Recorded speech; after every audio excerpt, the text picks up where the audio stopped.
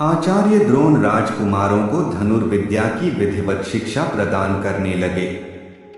उन राजकुमारों में अर्जुन के अत्यंत प्रतिभावान तथा गुरुभक्त होने के कारण वे द्रोणाचार्य के प्रिय शिष्य थे।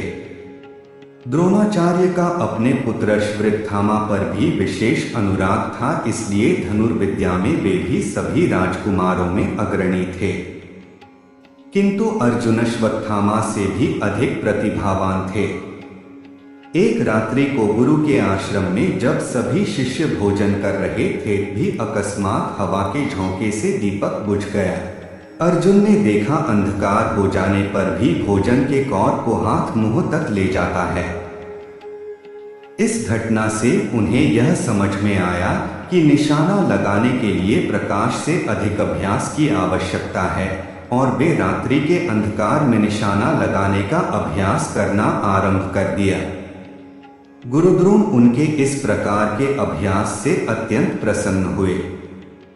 उन्होंने अर्जुन को धनुर्विद्या के साथ ही साथ गदा, तोमर, तलवार आदि शस्त्रों के प्रयोग में निपुण कर दिया।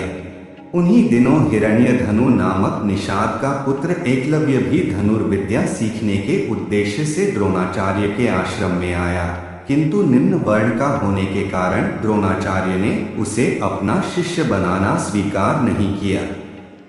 निराश होकर एकलव्य वन में चला गया। उसने द्रोणाचार्य की एक मूर्ति बनाई और उस मूर्ति को गुरु मानकर धनुर्विद्या का अभ्यास करने लगा। एकाग्रचित्त से साधना करते हुए अल्पकाल में ही वह धनुर्विद्या में अत्यंत निपुण हो गया। एक दिन सारे राजकुमार गुरु द्रोण के साथ आखेट के लिए उसी वन में गए जहां पर एकलव्य आश्रम बनाकर धनुर्विद्या का अभ्यास कर रहा था। राजकुमारों का कुत्ता भटककर एकलव्य के आश्रम में जा पहुंचा। एकलव्य को देखकर वह भौंकने लगा। इससे क्रोधित होकर एकलव्य ने उस कुत्ते पे अपना बाण चला चलाकर उसके मुंह को बाणों से भर दिया। एकलव्य ने इस कौशल से बाण चलाए थे कि कुत्ते को किसी प्रकार की चोट नहीं दी, किंतु बाणों से बिंध जाने के कारण उसका भौंकना बंद हो गया।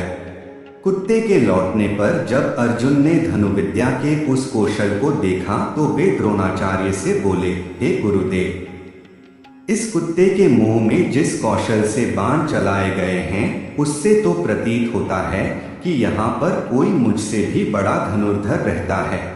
अपने सभी शिष्यों को लेकर द्रोणाचार्य एकलव्य के पास पहुंचे और पूछे, हे वत्स, क्या ये बाण तुम ही ने चलाए हैं? एकलव्य के स्वीकार करने पर उन्होंने पुनः प्रश्न किया, तुम्हें धनुर्विद्या की शिक्षा देने वाले कौन हैं?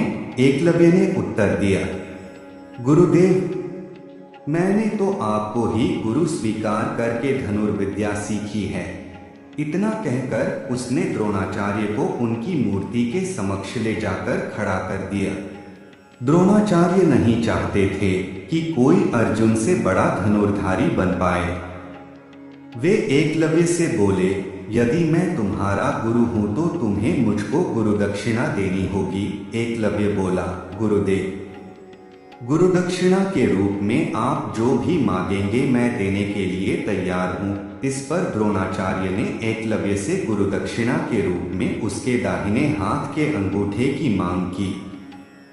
एकलव्य ने सहर्ष अपना अंगूठा दे दिया।